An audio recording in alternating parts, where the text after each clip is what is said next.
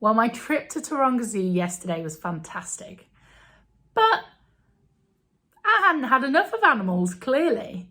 And today was the icing on the cake. Today, I went whale watching.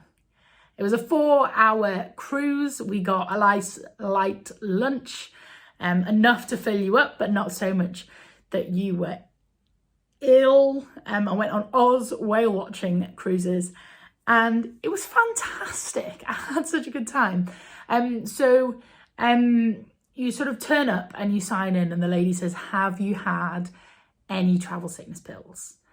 And I went, oh no, I forgot. And she went, that's fine. There's a pharmacy next to Hungry Jack's that way. It'll take you 5 minutes to get there. Go get some, take some. You're going to feel rubbish if you needed them and you didn't take them. It's better to take them and not know. So, right, fine, off I popped. Came back and yeah, took those, waited, chatted to a lady for a while, which was nice. And we got on the boat and on the way out the harbour, you have your food. You go down and you sort of try not to fall over and you get your plate and you take it back up to your table and you sit down and eat that. And then you have to get it back to the kitchen by the time you hit open water. So that, because then it gets really choppy. I did that, brilliant, beautiful. I was sitting on the top deck, looking at the harbour. It was gorgeous. It was a sunny day. I took loads of photos of like the harbour and me like posing. I'm sure some of these will appear during the video. And then we got out into open water and I was thinking, well, if we don't see any whales, that's fine because it was really beautiful. The view out, and I love being at sea and I love a boat ride. Great, doesn't matter if I see any whales. Anyway, I was sort of sitting there looking in the view. The lady says there's a marine biologist on board and she says, it's not just us looking for them, we're all looking for them.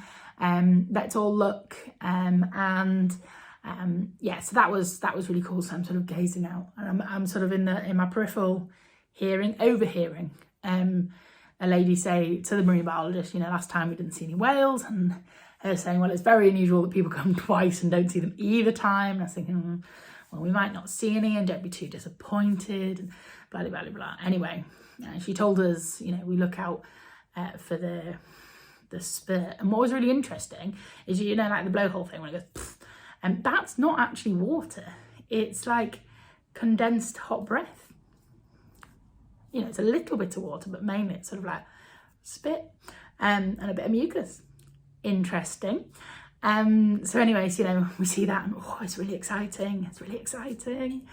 And then we start seeing whales breach and sort of come up. And I'm just like in awe, like, whoa. And then I think, oh my goodness, I haven't taken any photos because, it doesn't happen if there's not proof on Facebook, right? That's not true. But I sort of, I'd awed. I stood like, wow. And then I managed to get a few photos.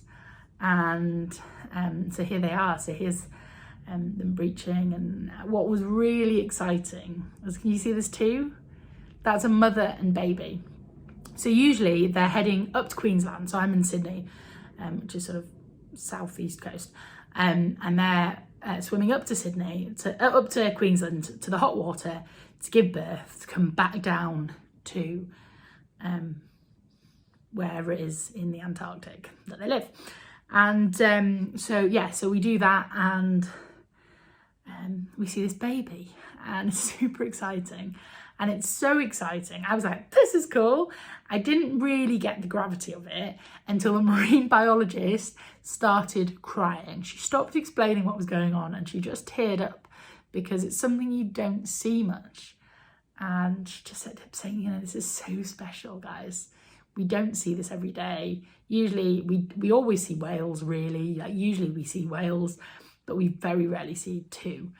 She said it's happening more often. We think it's probably due to climate change and the water's getting warmer, but like this isn't a commonplace occurrence. And she got really quite emotional. And it was stunning. And I was watching, and these are some of the videos playing over the top here of what we were doing, and it was breathtaking, absolutely breathtaking. And then she waves, and Mummy Whale waves, and I managed to get this photo here, and it was just incredible. They're humpback whales, and again, kind of like Catherine with the Jurassic Park stuff.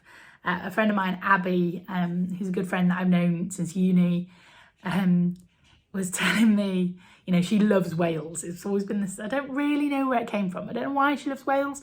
She has things with whales on.